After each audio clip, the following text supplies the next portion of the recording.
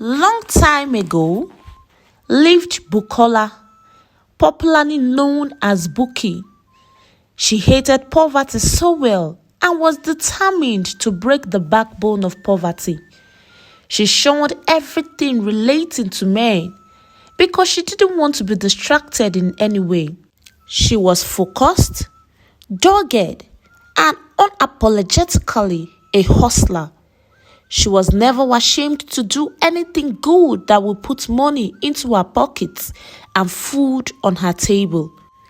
During her early days in hustling, she did practically everything, from selling condemned irons to going to village markets to buy food and fruits in seasons and then resell in the city. She wasn't a 9-to-5 job freak. She wanted to explore and bring out the real Bukky in Bukola, and these to her must be achieved before giving any man a listening ear. From buying and selling, she took ill because the stress was just too much, shuttling several markets. Have you seen someone sick and angry? I mean angry not because of the sickness, but because she has calculated the amount of money she missed while on the sickbed. If you have not seen any before, I introduce hustler Bukola to you. She kept on calculating how much she would have made, and one day, she stood up from her sick bed and spoke in faith. I must be discharged today. I don't know how my healing will come, but I'm tired of staying here, and that's on period. In my place, there is this adage that says, Oye kweli, chie ekweli, meaning whoever believes, God will agree with him or her. Miraculously, she recuperated and she was advised by the doctor to rest for a while before going back to business. Sister Bukola agreed to rest, but along the line, she saw an opportunity to work with a cleaning agent, and the pay was quite reasonable. She jumped into it, and when they got to the site, she was very observant and at the same time inquisitive. As a correct street hustler, she calculated the amounts given to her and other hirelings. She concluded that their boss's share would be enough to cover her profits from buying and selling in 2 weeks.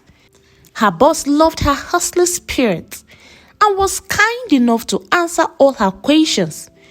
Bukky appreciated her, but did her homework and decided to sacrifice 6 months in learning interior decoration and then the cleaning.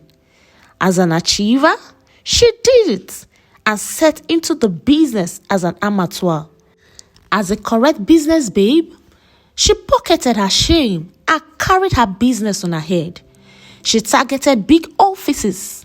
She introduced herself as an interior decorator, a cleaning agent, and a middleman in running errands for bulk purchases.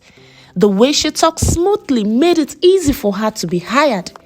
She sounded so convincing, and gradually, she built her customer base. She became extremely busy.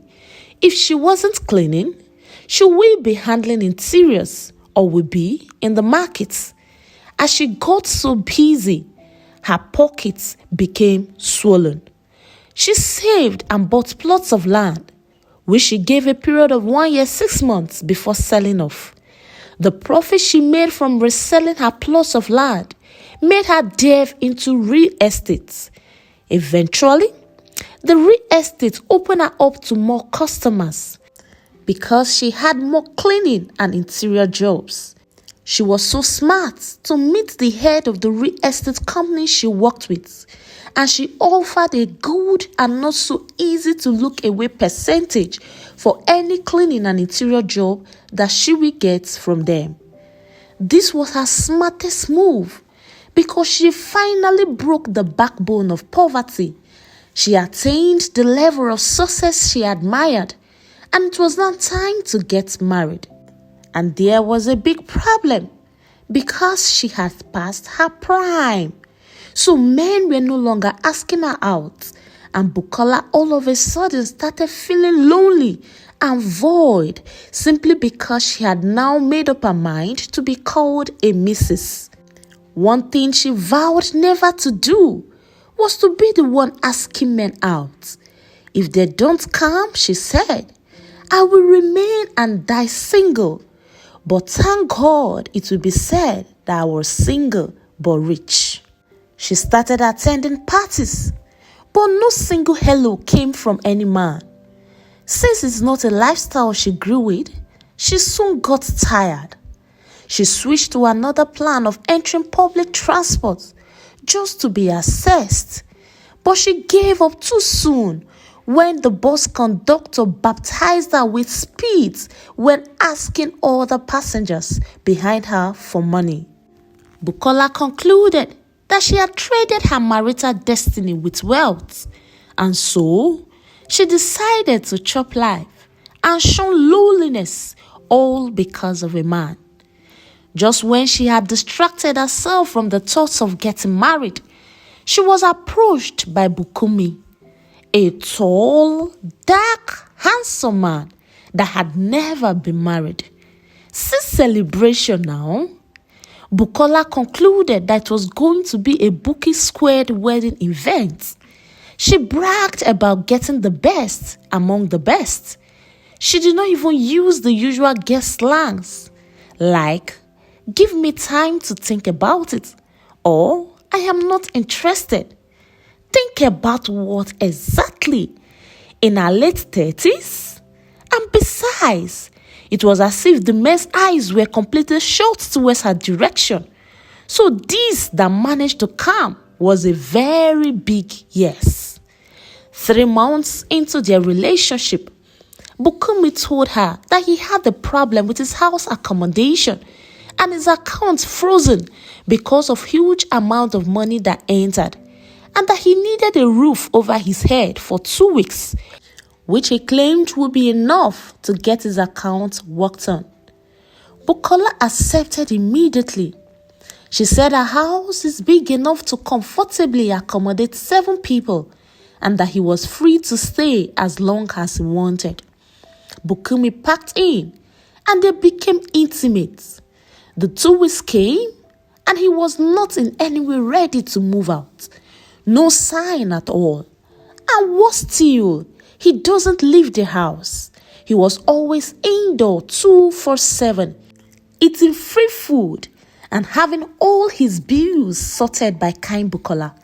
He added weight and became fresher than today's bread. Of course, why not? He was being fed, no stress, under AC 24/7, crossing his leg in the living room, watching television, snacks in between, and never missed his siesta. He finally impregnated Bukola, and he became domineering. It was only then Bukola knew she had met a lazy sugar playboy. And for the first time, she asked about his frozen account and reminded him that he had stayed for over 4 months. Bukky, who had long expected the question and kept the answer handy, didn't need to rack his brain or stammer to provide an answer. He simply said, "You know the situation of this country, how it takes a whole lot of time to resolve simple issues, not to talk of millions. I mean good millions entering a personal account. Well, I have been communicating with my account officer and he has assured me that everything will soon be resolved. I know you have tried, not just accommodating me, but feeding me with healthy meals. I sincerely do not take any of them for granted at all, and I will pay once I'm able to withdraw. Please give me more time. I will soon leave your space. I am ashamed things are this way. I am supposed to be doing all that you're doing currently. You may not know, but it makes me feel less of a man." The way he twisted the whole thing made Bukola have pity on him, and at the same time felt bad for asking him, and she apologized. Bukky felt so good. He was in no way ready to move an inch out of her house, as he had already tagged her to be his maga. After 9 months, Bukola gave birth to a boy and called him Ayomide. She organized his naming ceremony and made sure the mounted Bukumi had something nice to wear. Bukumi tried in taking care of her as a first-time mom for 2 weeks, and after that, he asked her to get a nanny, as he wasn't ready to be turned directly or indirectly to one because of his condition. Bukumi was simply broke, proud, and lazy. After 2 months, Bukola resumed work. She didn't get any nanny. She wanted to be an intentional and available mom, being that she had long waited to be called one. And to her, getting a nanny will make her unconsciously shift from performing her primary duties as a mother. She took Ayomide to work, but the boy kept crying and almost turned her into a mad woman. She tried all she could to pacify him, but none of what she did worked. He was only calm when they got home. So that was the first and last outing with him. She would express breast milk and instruct Bukumi on how to give it to their son. Bukumi was never religious in feeding their baby, and before you know it, he became ill, and within 2 days of being admitted in the hospital, Ayomide eventually died. This brought out the beast in Bukola. She came back with securities and sent him out of her house. She blamed herself for everything that happened, took a break from work to heal and to forgive herself. A few months later, her kind of job made her meet someone who knows Bukumi to the teeth. Bukumi's type of hustling is simply attaching himself to rich women, and once the relationship gets hard, he moves to the next available rich woman. And funny enough, he doesn't waste time before getting another, especially married women whose husbands are busy. Bukola felt so ashamed of herself. All along, she thought she was street smart, but she was indirectly told by Bukumi that she was holy but a learner. She was, however, grateful she didn't lose her life. And as time went on, she became completely healed and decided to give love a second chance. After all, that there is fake paracetamol does not mean all paracetamols are fake. She met Olamide, very calm, intelligent man. This time, Bukola took her time before saying yes. She felt her immediate response to Bukumi made her not to observe he was a playboy. Olamide on his part was never in a rush, so he allowed her take her time, and whatever decision she takes will be fine, even if it was an outright no, as it is a free word and everyone entitled to his or her choice. Bukumi loves the calmness he exudes and his maturity, and so she agreed to be his fiancée. There was no disagreement during their courtship, and if you ask Africantales by Kama, I would say this is a big red flag because we disagree to agree.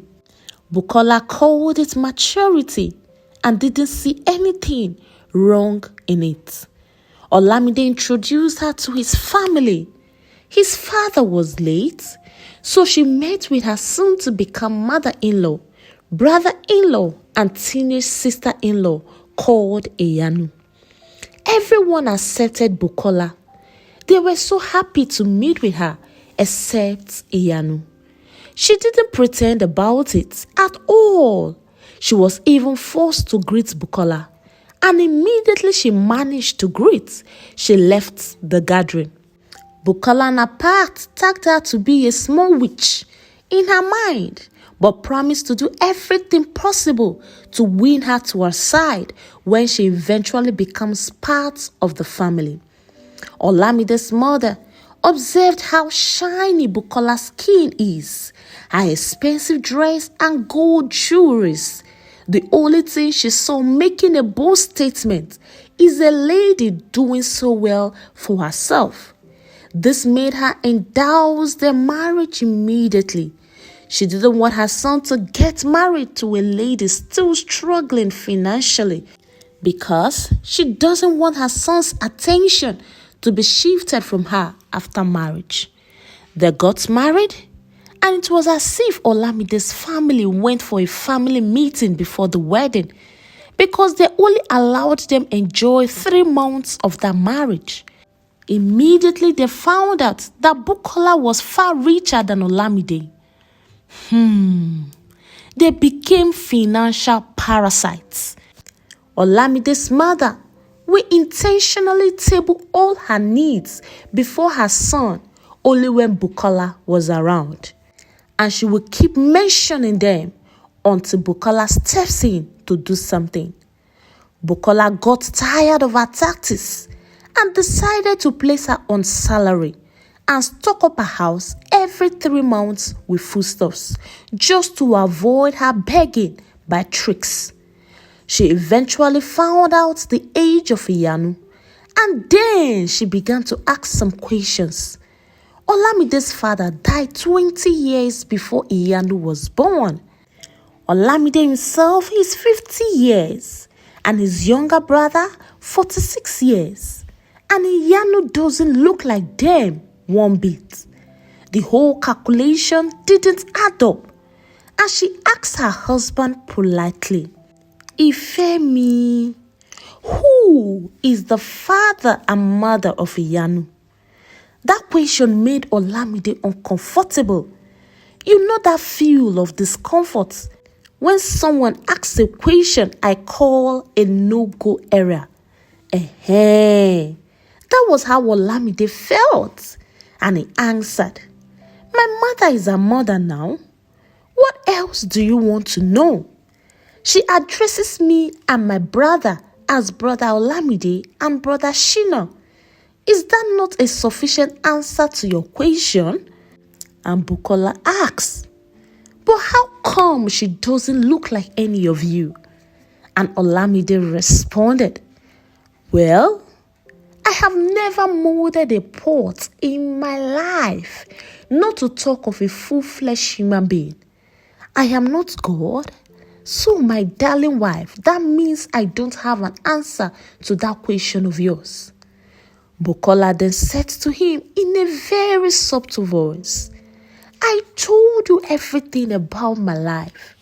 The only thing I didn't say to you is the life I lived as a baby, because that I don't know. I would have hidden my past relationship and my baby that died because you will never find out. But I felt you needed to know everything about the woman you share your body and virtually everything with. Whatever it is that you are hiding, please, my husband, let the cat out of the bag. I promise never to be angry or to use it against you. I deserve to know." And Olamide changed it for her. Like, "Do you want to force an ugly past on me? That you have one doesn't mean I should. I have told you all you need to know. And don't create problems for yourself by getting unnecessarily worried over something that doesn't exist. See, I will really appreciate if the discussion ends now and never to be brought up again." Bukola kept quiet, but deep down, she knew something was off from all that Olamide had said. She left it for time to do justice, as there is nothing hidden under the sun. One day, she drove down to her mother's in-law's place with foodstuffs as she usually does. She met an elderly man and woman with their not-so-young daughter shouting at the gate. She came down and asked them what the problem was. "Children of God," the lady said to her, "I worked here as a house help before Oga died. I I was driven out of this house 16 years ago. Olamide raped me and impregnated me. This time, she started crying. I gave birth to my precious daughter, Iyanu, and immediately she clocked 2 years. I was driven out, and I was told by that woman in there never to return here again. I come here to check on my daughter, but I was never granted access, not even for once. See my parents. They have not seen their granddaughter, not even for a second. I brought them here today because they said their granddaughter cannot be alive without them knowing her. I thought bringing them here will make that woman have an atom of sympathy. She saw us, but she banged the door and left us here. My own child, the beginning of my strength, and she is a woman. Did anyone deprive her gaining access to her own children? She is pushing me to remove my clothes and swear for this entire family. Iyanu is my daughter. Though the circumstances surrounding her birth may not be pleasant, but she came as a bundle of joy and pacified my anger. This is so unfair. Bukola wasn't too surprised. She knew the lady was saying nothing but the truth, and the years she mentioned tallied, and Iyanu was a split image of her mother. Like she's what we can call na my mama Bomi. She told the woman to calm down and trust her to help. She said though it may take time, but eventually she will have her daughter back. She collected her phone number, and it was this time Olamide's mother came out to debunk whatever the lady must have told Bukola.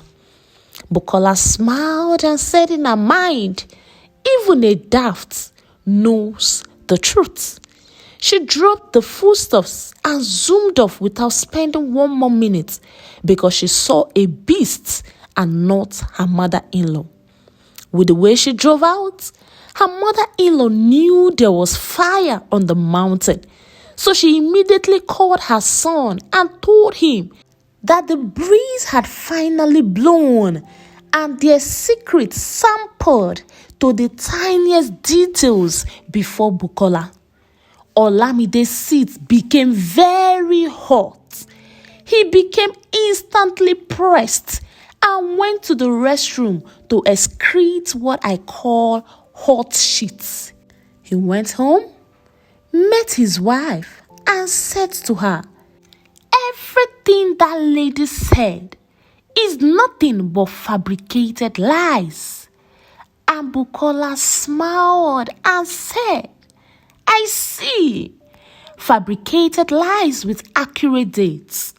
Fabricated lies with striking resemblance. Don't worry. The question that you refused to answer, the answer came in a platter of gold. And I must say, thank you, Jesus. You know why? If you can rape such a young girl and sweep it under the carpet, then I don't think my daughter would have been saved under your care if I had one. Olamide didn't want to be the loser here. He then said, you that only know how to give birth to dead son, nothing can come out of you again now. If not, why are you not pregnant after all the shakings on our bed? My friend, I didn't lie at all. My mother took care of that girl from age 2 and she's still taking care of her till today. Is that not enough reason to call her Iyanu's mother? Now that you have known, Oya cook stew with it now. Bukola kept quiet and decided to carry on with her plan. The silence was like a whip to Olamide because it was louder than any SP speaker. The next day, she called Iyanu's mother and gave her a meeting address. She hired the service of a lawyer, and Olamide was served a court later. Eventually, Iyanu reunited with her mother, and Olamide was ordered to be sending a particular amount of money monthly without fail for his daughter's upkeep. Iyanu, her mother, and her grandparents were all grateful to Bukola.